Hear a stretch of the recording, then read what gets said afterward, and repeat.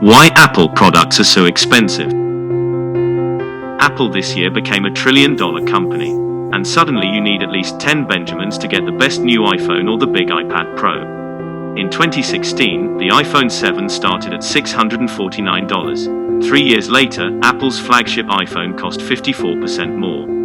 It's even more dramatic for the Mac Mini. When Apple released its new model, the price increased by 60%. These prices bring in huge profits for Apple. As the US's first $1 trillion company, Apple's market cap is higher than the GDP of Switzerland. So, what makes Apple products so expensive? Reputation for quality. Over the years, Apple built a reputation for quality and the industrial design of its products. That reputation has created millions of loyal customers. So that brand loyalty translates into a premium that they're able to extract from customers who are unwilling to switch out of the Apple ecosystem. That premium is also known as the Apple tax, or paying more simply because it's an Apple product. For example, the 256GB MacBook Air costs $1,299, but you can get a more powerful Windows laptop for over $100 less. Apple's high prices reached meme proportions during the announcement of its Mac Pro in June 2019. Claps turned to gasps when John Ternus unveiled a $1,000 monitor stand as an add-on for the $5,000 Mac Pro display. And like the Mac Pro, they'll all be available in the fall. The truth is, $6,000 for a professional reference monitor of this quality is comparable to the competition, but that didn't matter. Apple had botched the messaging, and its $1,000 stand became infamous. Apple does something else that's a bit sneaky, which is that when you're buying the iPhone, you can't add memory to it. So, if you want more memory, you have to pay more Apple tax. With Apple's computers, these upgrades get even more expensive.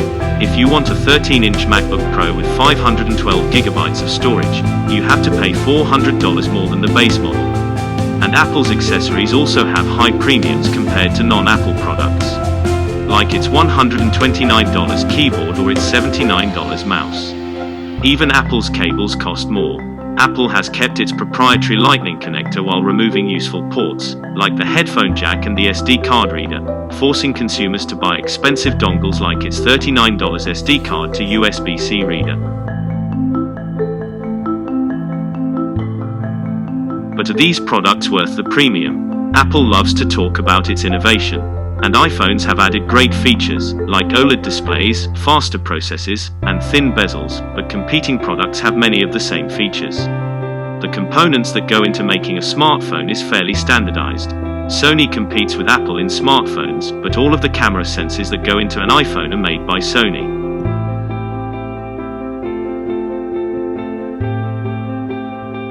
And those components cost a lot less than a new iPhone.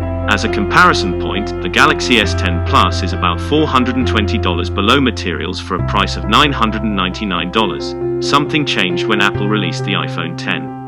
Not only was it more expensive, but the difference between the bill of materials and the retail cost was much greater. Obviously, Apple wants to make a profit, so the bill of materials has to cost less than the device to pull larger profits than its competitors. Instead of a technology company, think of Apple as a luxury brand. As with Gucci or Hermes, customers pay more because of the status symbol of its logo. That handbag isn't a more functional bag, but customers still value it more. So, all Apple's products become an extension of our personality. People value elegance, they value design, they value simplicity, it's just how it works. And that is what inspires a lot of loyalty and allows Apple to extract a premium for their products. Then why are Apple products so expensive? Because the design's very sleek, and because they make premium hardware and people are willing to pay for a seamless experience. They're catering to people that really love ease of use and user-friendliness, and that probably the layer of design probably costs a little bit, and consumers are happy to pay for it. They are expensive because they know we will buy all of their things no matter how expensive it is. Apple knew that customer loyalty is hard to earn, but when you do earn the customer loyalty, love is blind. But will this strategy work forever? Competition with less expensive Android phones has gotten steeper, and that's put the iPhone's market share at risk. If Apple can't sell more iPhones, it might have to sell fewer iPhones for more money. Charging a premium allows Apple to keep increasing its revenue, even if its biggest category, the iPhone, is declining. People are willing to pay for a premium. That is why whenever Apple create a new product, they want to extract all of the premium that they can from the higher-end customers. That means the customers who buy the iPad Pro or the $5,000 iMac Pro. Apple does offer cheaper models, like the iPhone 11 or the 11-inch iPad, but those aren't always the models customers choose. Since most people are what they called extremeness aversion, because people don't want to buy the cheapest, people don't want to buy the most expensive, so the middle one looks like a compromise. Apple has a disadvantage compared to true luxury brands. A luxury product is like a Rolex, right, that you'd keep it for a lifetime. Well, you can't keep a smartphone for a lifetime. So, Apple is a premium, perhaps not luxury. At this moment, Apple's reputation remains strong, and the customers who don't want to spend $1,000 on a new phone. Apple has a plan for that. Keep the old models around, just at a very slight discount.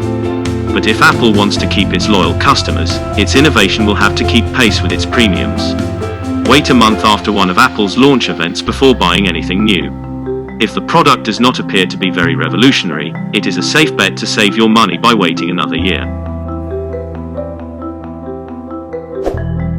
Thanks for watching. Please like and don't forget to subscribe and hit the notification bell so you will be notified for my next video.